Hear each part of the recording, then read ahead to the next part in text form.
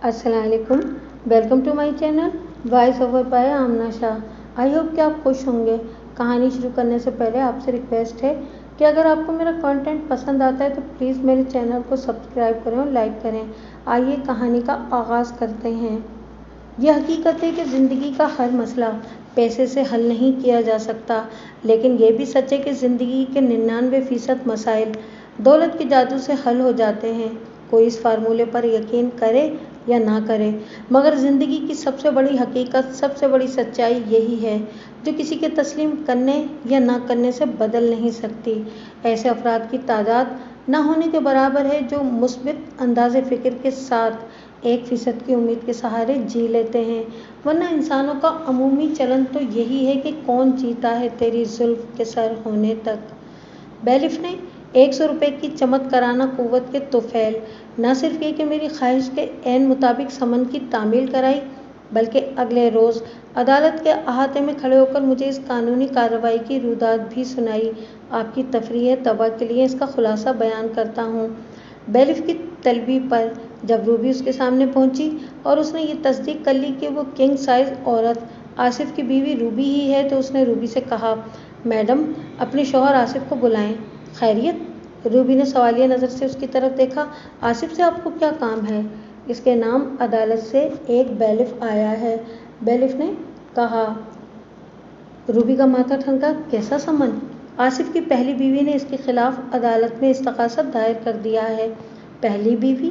वो बेयकीनी से बैलिफ को देखती हुई बोली, ये कैसा मजाक है? ये मजाक नहीं, हकीकत है, बैलिफ ने इसे खौफजदा करते हुए कहा। मजाक तो आसिफ ने आपके साथ किया है। पहली बीवी की मौजूदगी में इसने दौलत के लालच में आपसे शादी कर ली, और वो भी खुद को कंवारा बतलाकर। ये आप कैसी बकवास कर रहे हैं? रूबी भड़क उठी। मैडम, मैं तो अदालत का अदना सा कारिंदा हूँ, बैलिफ आजिज़ी से बोला, और इतना जानता हूँ कि अगर आसिफ ने इस समन का कोई माकूल जवाब ना दिया तो फिर वारंट की सूरत में उसकी गिरफ्तारी लाजमी है।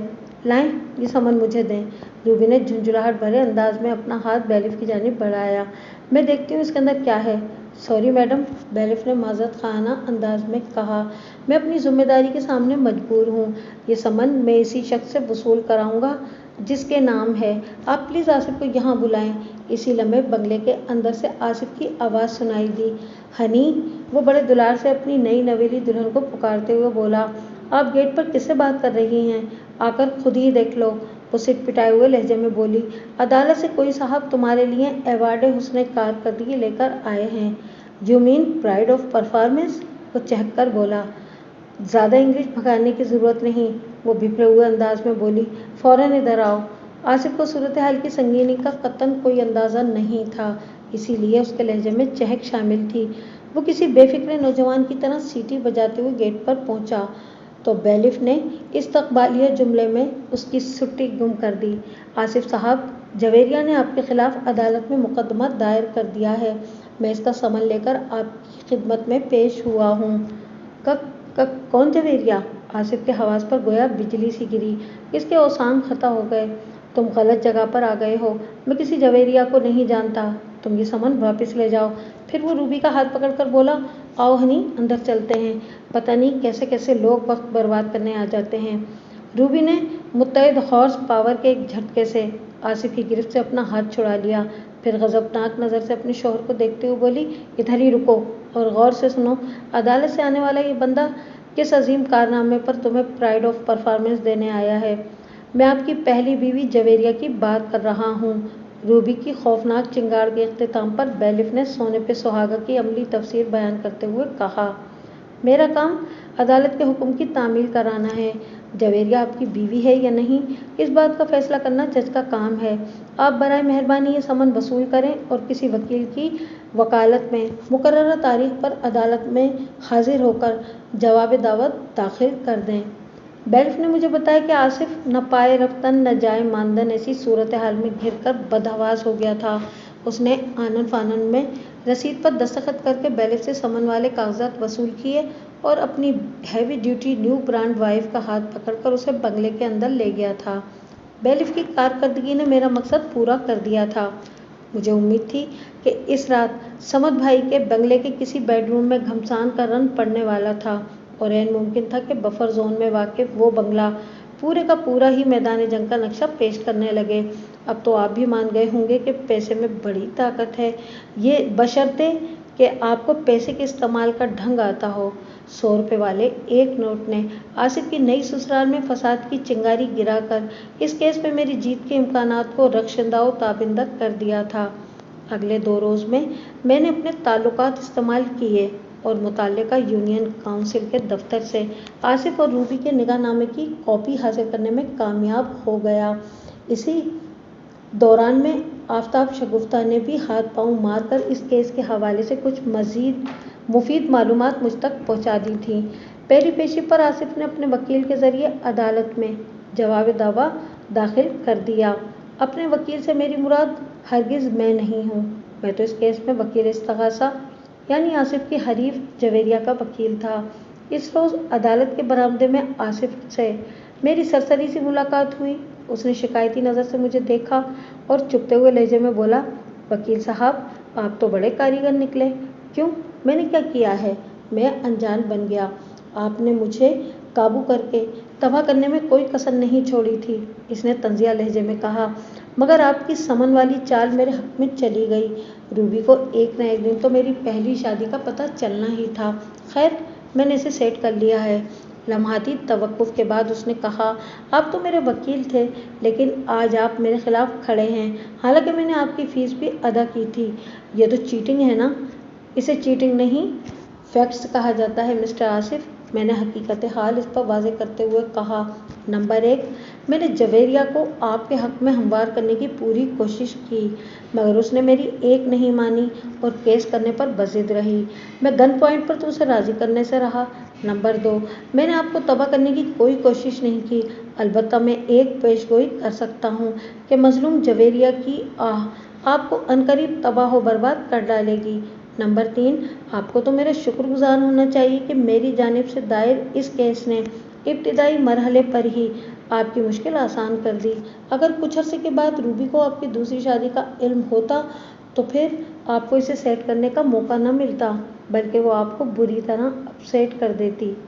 नंबर 4, समन वाली चाल मेरी नहीं थी, ये कारनामा अदालत का है, वो अदालत जहां अगली पेशे पर आपको हाजिर होकर मेरी जिरह का सामना करना है। नंबर 5, अब रह गई फ़ीस की बात, तो आपने मुझे जो 500 रुपये दिए थे, इसके बदले में मैंने आपको सर्विस भी फराहम की थी। सर्विस?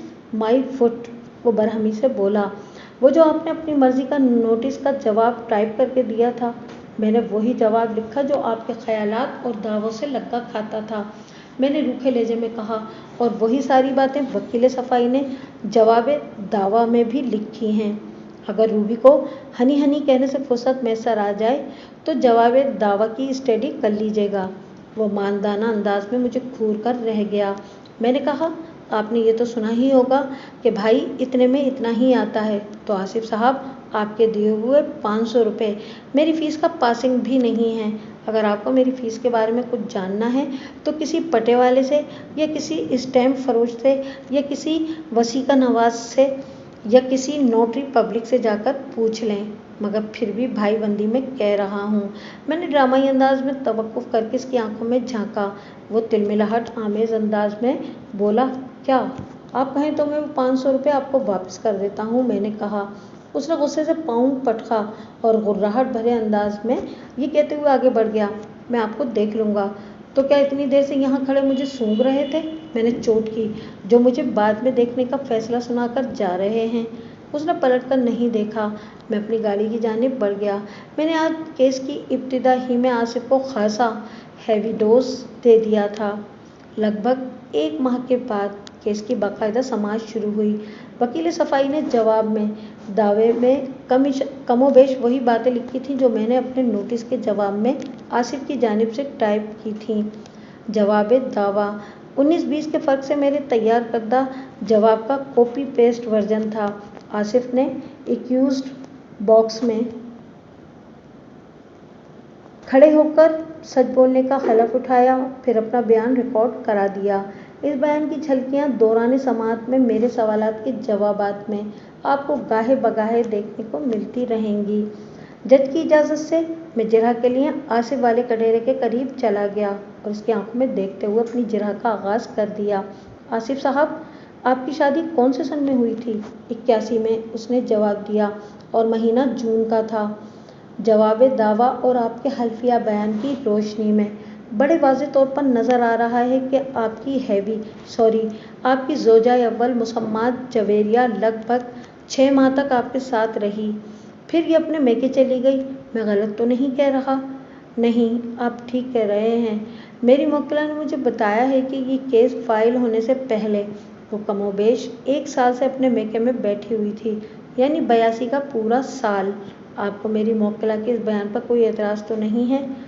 تکنیکی اعتبار سے میکے کی ٹرم غلط ہے، ملزم کے بجائے اس کے وکیل نے لکمہ دیا۔ لغت کے مطابق ماں باپ یعنی والدین کا گھر میکہ کہلاتا ہے، جبکہ اس کیس کی مدعی اپنی بہن کے گھر میں قیام پذیر ہے۔ میں آپ کے تکنیکی اعتبار اور اس کی وضاحت کو سلام پیش کرتا ہوں میرے فاضل دوست۔ میں نے ڈیفنس کونسلر کو آڑے ہاتھوں لیا۔ اس کے ساتھ ہی میں آپ کے علم میں اضافے کی غرض سے یہ عرض بھی کر دوں کہ جن لڑکیوں کے ماں باپ اپنے خالق حقیقی سے جا ملے ہوں اور ان یتیم بچیوں کا کوئی بھائی بھی نہ ہو اور ان کا شوہر انہیں گھر سے بے گھر ہونے پہ مجبور کر دے تو پھر بہن کا گھر ہی ان کا آخری ٹھکانہ، ان کا میکہ ہوتا ہے۔ وکیل صفائی میرے اس مہلک بات پر تل ملا کر رہ گیا مگر کچھ بولا نہیں۔ میں ملزم کی جانب متوجہ ہو گیا۔ آصف صاحب، آپ نے میرے سوال کا جواب نہیں دیا۔ جی، اس نے 82 کا پورا سال اپنی بہن کے یہاں گزارا ہے، وہ برا سا منہ بناتے ہوئے بولا، اور ابھی تک وہیں بیٹھی ہوئی ہے۔ وہ اپنی مرضی سے وہاں بیٹھی ہوئی ہے یا آپ نے اسے وہاں بیٹھنے پہ مجبور کر رکھا ہے؟ ایک ہی بات ہے، وہ بیزاری سے بولا۔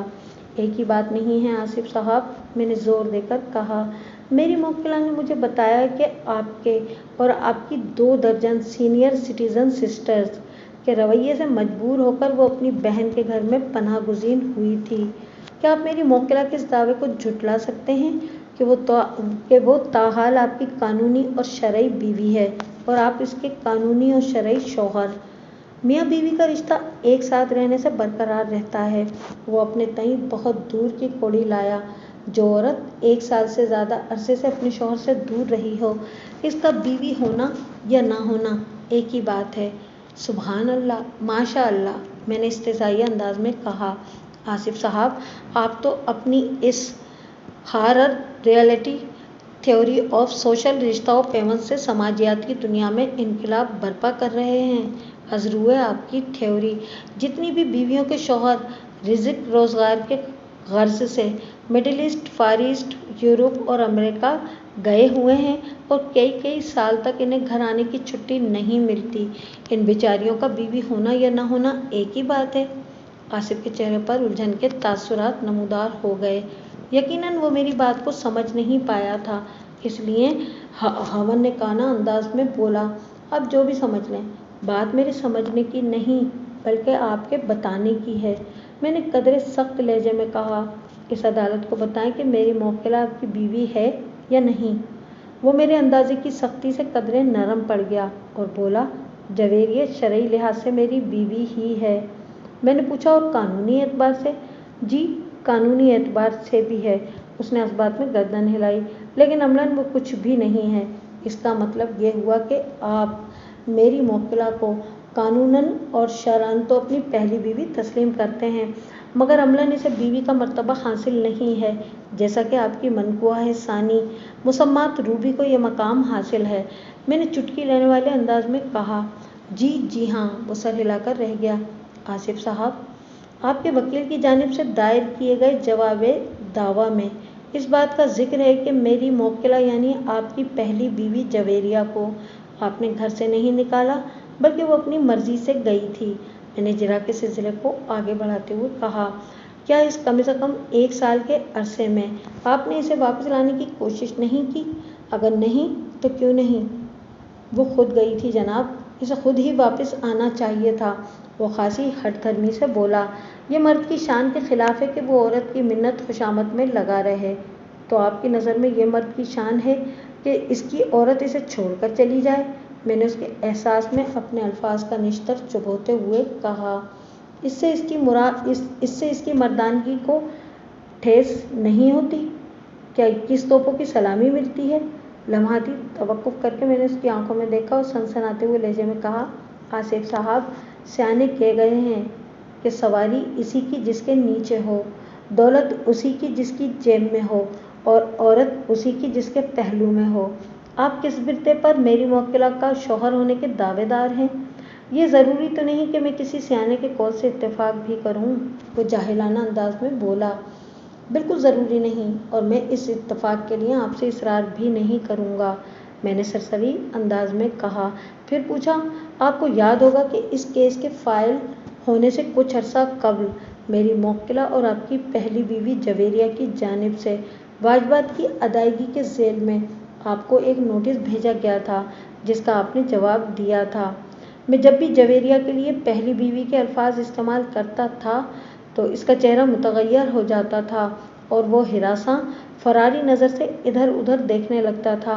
अब की बार नोटिस के जवाब के जिक्र ने सोने पर सुहागे का काम किया था। उसने कीनातोज़ अंदाज में मुझे घूरा और बरहमी से बोला, जी बड़ी अच्छी तरह याद है वकील साहब, मैंने मज़कूरा जवाब नोटिस अर्जी दावे के साथ मुंसलिक कर रखा था ताकि सनद रहे और बवक्त ज़रूरत काम आए। मैंने ये जवाब मौजूदा केस के तमाम ज़ावियों और तमाम इज़ला को ज़हन में रखते हुए तैयार किया था, जिसे इस्तेमाल करने का मौका अब आया था।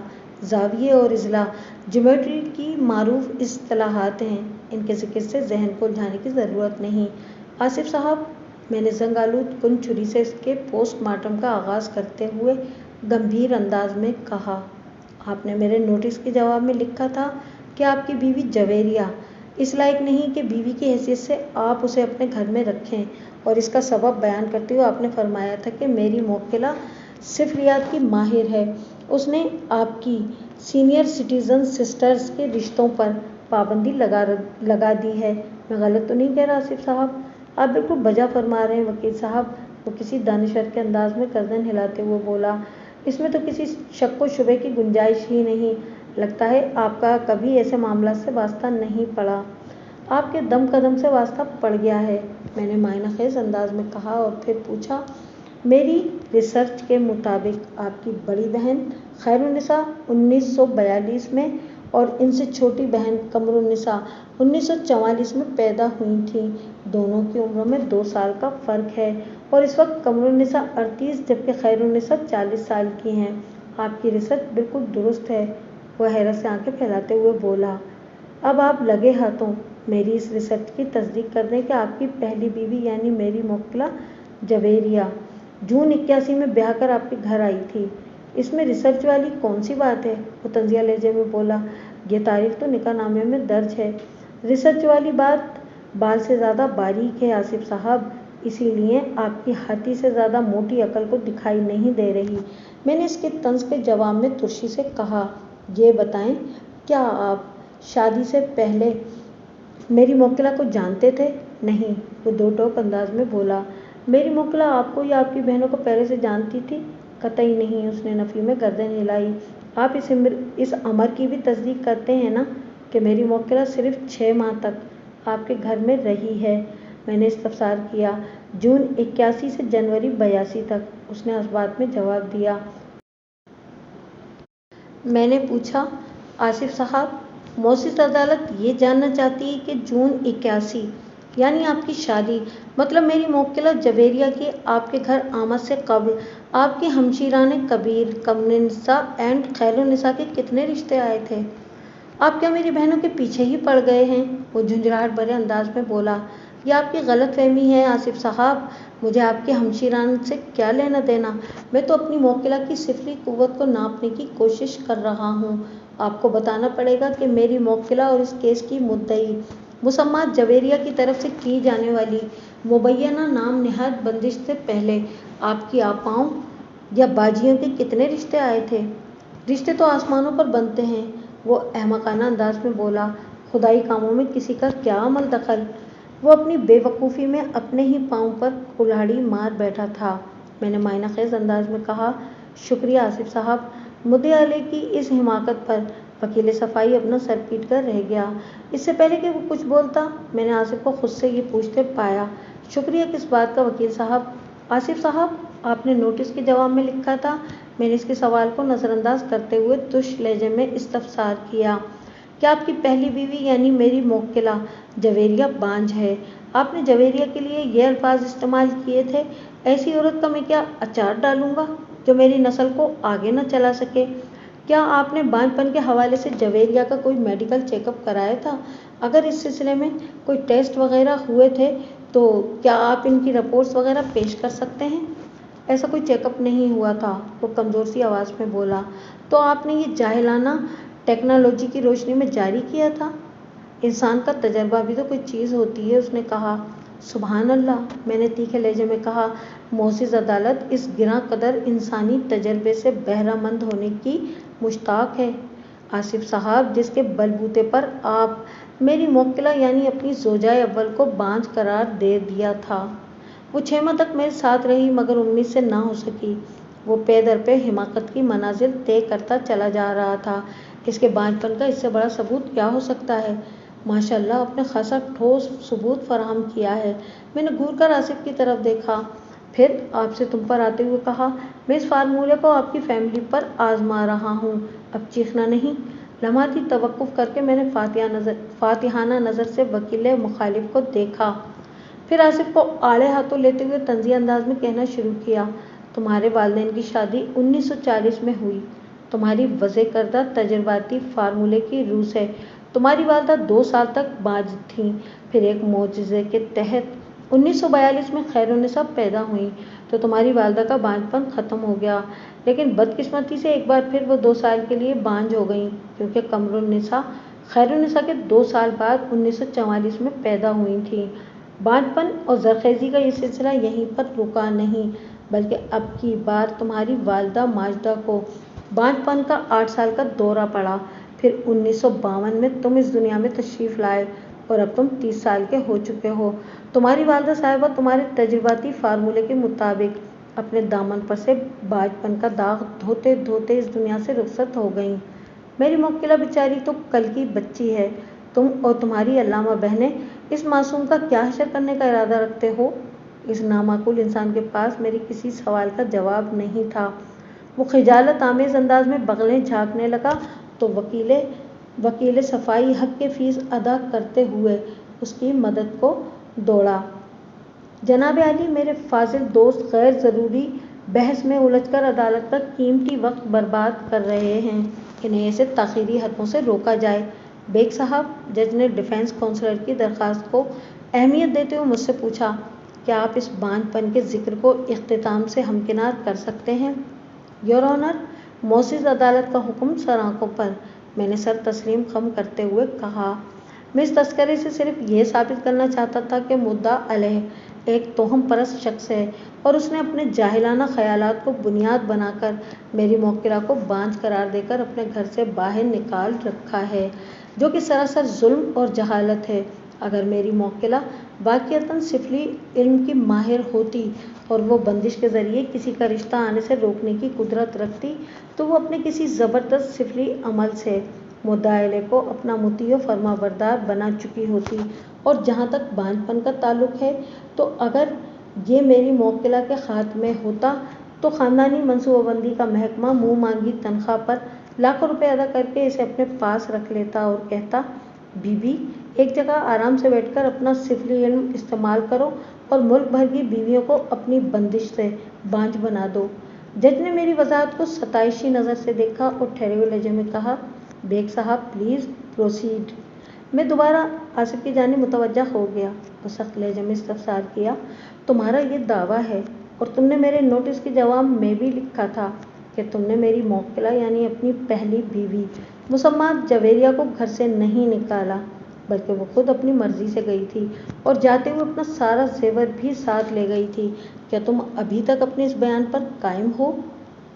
जी, यही हकीकत है और मैं इस पर कायम हूँ, वो कमाल डिटाई से बोला। मैंने अपनी फ़ाइल में से जवेरिया की फराहम करदा तलाई ज़ेवरात की रसीदें निकालकर जज की जानिब बढ़ाते हुए कहा, जनाब आली, ये ज़ेवर सन 81 माह मार्च में میری موکلہ کے والد نے اپنی بیٹی کی شادی کے لیے خریدا تھا۔ اس وقت اس زیور کی قیمت لگ بھگ 30,000 روپے تھی۔ جب مدعا علیہ کو جنوری 82 میں اپنے گھر سے نکال باہر کیا تو یہ زیورات مدعا علیہ کے گھر پر ہی رہ گئے تھے، جنہیں مدعا علیہ نے موقع غنیمت جانتے ہوئے ماہ اگست 82 میں اسٹار جیولرز کو فروخت کر دیا تھا۔ آپ کے پاس اس بات کا کیا ثبوت ہے کہ میں نے اسٹار جیولرز کو وہ زیور بیچ دیا ہے؟ میری بات پوری ہونے سے پہلے ہی آصف نے چیخ سے مشابہ آواز میں پوچھا۔ تمہارا مطلب ہے کہ میں جھوٹ بول رہا ہوں؟ میں اس کی آنکھوں میں دیکھتے ہوئے قدم بقدم اپنی منزل کی سمت بڑھتا چلا گیا۔ ایک دم جھوٹ، وہ بڑے اعتماد کے ساتھ بولا، اور وکیلوں کے لیے جھوٹ بولنا کون سا مشکل کام ہے مسٹر آصف؟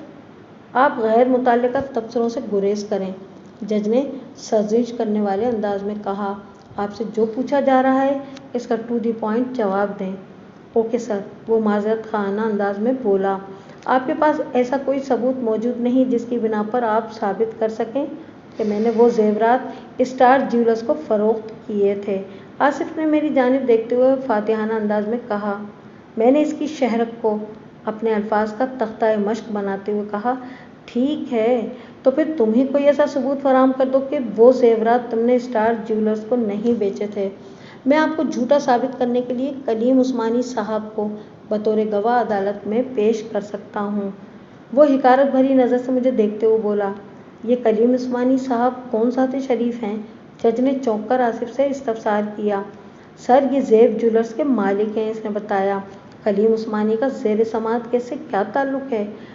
جج نے دلچسپی لیتے ہوئے کہا۔ آپ انہیں بطور گواہ کیوں پیش کرنا چاہتے ہیں؟ کلیم عثمانی صاحب کی شہادت سے وکیل استغاثہ کا یہ دعویٰ جھوٹا ثابت ہو جائے گا کہ میں نے وہ زیورات اسٹار جیولرز کو فروخت کیے ہیں، آصف نے جواب دیا۔ تو دراصل تم معزز عدالت کو یہ بتانا چاہتے ہو کہ تم نے میرے موکلہ اور اپنی زوجہ اول مسمات جویریہ کے زیورات زیب جیولرز کو فروخت کیے تھے؟ میں نے اسے سوچنے کی مہلت دیے بغیر جارحانہ انداز میں پوچھا۔ اب آئی نا آپ کی سمجھ میں بات؟ وہ مکروہ انداز میں مسکراتے ہوئے بولا۔ آپ کا جھوٹ میں نے بھری عدالت میں کھول دیا۔ مجھے جھوٹا ثابت کرنے کا بہت بہت شکریہ، میں نے سرسری انداز میں کہا، پھر روئے سخن جج کی جانب موڑتے ہوئے ان الفاظ میں اضافہ کیا، your honour, point is to be noted. مدعا علیہ نے معزز عدالت کے روبرو بڑے فخر سے اس امر کا اقرار کیا کہ اس نے گزشتہ سال کے ماہ اگست میں میری موکلہ کا زیور مالیت 30,000 روپے زیب جیولرز کے مالک کلیم عثمانی کے ہاتھ فروخت کیا تھا۔ واضح رہے کہ یہ وہی طلائی زیور ہے جس کے بارے میں مدعا علیہ کا دعویٰ ہے کہ میری موکلہ اس کے گھر سے جاتے وقت یہ زیور اپنے ساتھ لے گئی تھی۔ تم کیا کہتے ہو؟ جج نے تصدیق طلب نظر سے آصف کو گھورا۔ مذکورہ زیور تم نے فروخت کیا تھا یا مدعی اپنے ساتھ لے گئی تھی؟ وہ سر، وہ مجھ سے غلطی ہو گئی۔ وہ جج کے استفسار پر بری طرح گڑبڑا گیا۔ مجھے معاف کر دیں سر، جج غصے سے بولا۔ کس بات کی غلطی؟ زیورات فروخت کرنے کی یا غلط بیانی کرنے کی؟ وہ خجالت بھرے انداز میں بولا۔ دونوں کی سر۔ جج نے اپنے سامنے میز پر پھیلے ہوئے کاغذات پر کچھ نوٹ کیا، پھر دیوار گیر کلاک پر نگاہ ڈالنے کے بعد مجھ سے پوچھا، بیگ صاحب آپ کو کچھ اور پوچھنا ہے؟ عدالت کا مقررہ وقت ختم ہونے میں 15 سے 20 منٹ باقی تھے۔ میری اب تک کی جرح نے آصف کا پتا پانی کر دیا تھا۔ وہ اندر سے خزاں رسیدہ پتے کے مانند کانپ رہا تھا۔